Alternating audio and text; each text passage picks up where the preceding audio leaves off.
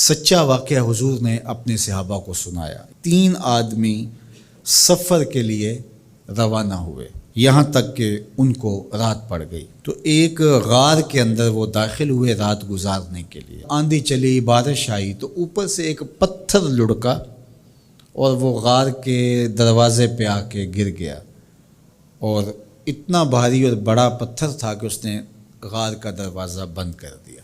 انہوں نے آپس میں بات کی اور کہا، تم اس غار میں پھنس گئے ہو، اب یہاں سے نکل نہیں سکتے مگر یہ کہ تمہارے وہ عمل جو محض اللہ کی رضا کے لیے تم نے کیے ہیں، ان اعمال کا وسیلہ دے کے اللہ سے دعا مانگو۔ ان میں سے ایک آدمی نے کہا، اللہ میرے ماں باپ بوڑھے تھے، اور میں جب بھی بکریاں چرا کر کے آتا تو میں دودھ دو کر کے سب سے پہلے اپنی ماں کو اور اپنے باپ کو پیش کرتا۔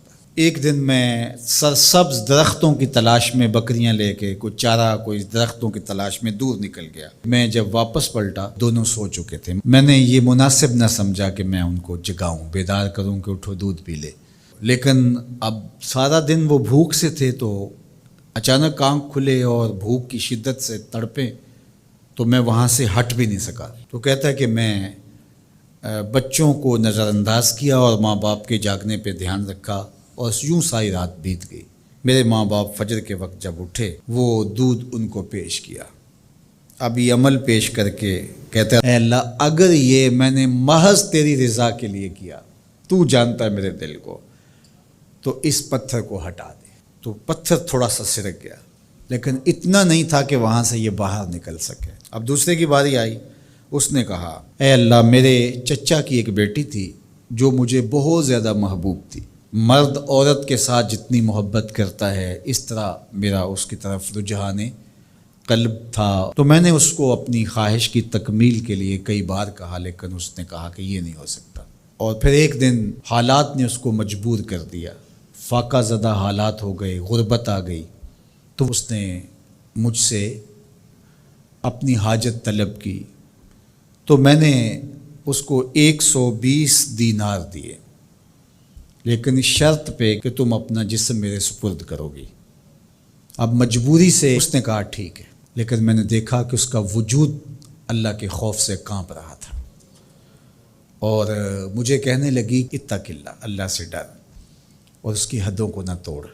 میری خواہشات تو پگلی تھیں، آرزوئیں تو بےتاب تھیں، اور میں اس کی قیمت بھی ادا کر چکا تھا، لیکن اس کا یہ جملہ کہ اللہ سے ڈر، تو میں نے تیرے سے ڈر کے اس کو چھوڑ دیا، اور جو اس کو میں نے 120 دینار دیے تھے وہ بھی اس کے پاس رہنے دیے۔ اللہ میرے اس مخفی عمل کو تو ہی جانتا ہے، تو اگر میں نے تیری رضا کے لیے ایسا کیا تو اس پتھر کو ہٹا دے۔ تو پتھر تھوڑا سا ہٹ گیا، سوراخ تو زیادہ ہو گیا، لیکن ابھی بھی وہاں سے گزرنا ممکن نہیں تھا۔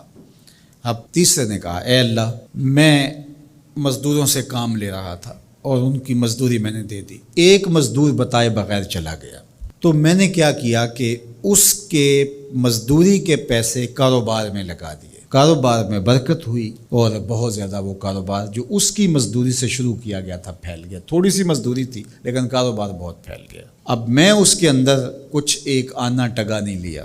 ایک عرصے کے بعد وہ شخص آیا، اس نے کہا مجھے میری مزدوری دے۔ تو میں نے کہا یہ بکریاں، یہ بھیڑیں، یہ اونٹ، یہ غلام، یہ نوکر چاکر، یہ سب کچھ ہے، یہ تیری مزدوری ہے۔ تو اس نے کہا میرے ساتھ مذاق نہ کر، وہ میں تو مزدوری کے وہ چند جو لینے آیا ہوں، اور آپ کہتے ہیں یہ سب کچھ تیرا ہے۔ تو اس نے ساری صورتحال بتائی، تو اس نے وہ ساری بکریاں، وہ سارے اونٹ، ساری گائے اور سارے غلام ہانکے اور چل دیا۔ کہا اے اللہ اگر یہ عمل میں نے تجھے راضی کرنے کے لیے کیا تھا تو پتھر کو ہٹا دے۔ تو حضور نے فرمایا وہ پتھر ہٹ گیا اور یہ چلتے ہوئے باہر آ گئے۔ جب اللہ کی رضا کے لیے کام کیے تو مشکلوں سے نکلنے کے راستے ملتے۔ ایک روایت میں آتا ہے، جو آسانی کے وقت اللہ کو فراموش نہیں کرتا، اوکھے ویلے اللہ اس کو فراموش نہیں کرتا۔